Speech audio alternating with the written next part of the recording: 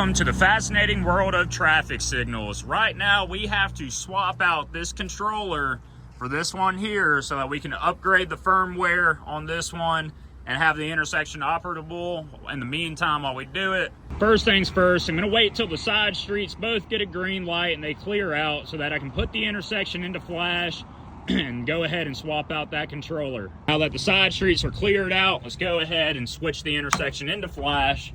You'll see it's now flashing all red, and it's going to give us some time to swap this controller out for that one there. So first thing you want to do here is go ahead and flip off the controller. I'll start ripping out the cords and cables that are plugged into it. Get that D harness out the way. Get these NEMA connectors. Definitely a pain in the butt at times to get off. All right, now that we have the connectors removed off of this controller, we can pick it up and pull it out of this cabinet.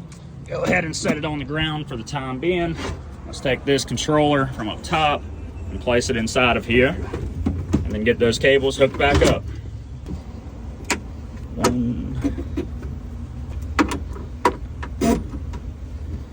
These things are usually a huge pain in the butt to connect, or they connect pretty easy.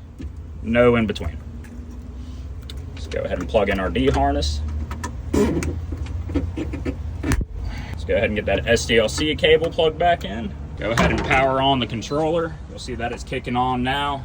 It's about to be ready to run this intersection. It's safe out there before we just go ahead and take it out of flash, so the side streets aren't wanting to run the light when the main road gets green. Looks like they're moving, so let's go ahead and just take them out of flash. It's gonna count down. It's about to come out of flash and it'll be running like it should. There we go. So you'll see people running red lights, but it's usually the first one. Everybody's aware and still watching their surroundings usually. We're also gonna provide a USB drive, and we're gonna load all the data from this controller onto this USB drive, which will then make for easier swaps in the future. Go into utilities, go into the data manager, and then you'll see it says load and save USB config. Go to that, and then you want to hit save to USB, and then press enter over here. And when you do so, it's going to start saving all the data that's on this controller onto this USB drive. We'll write which intersection on it, leave it in this cabinet for future techs to work on it.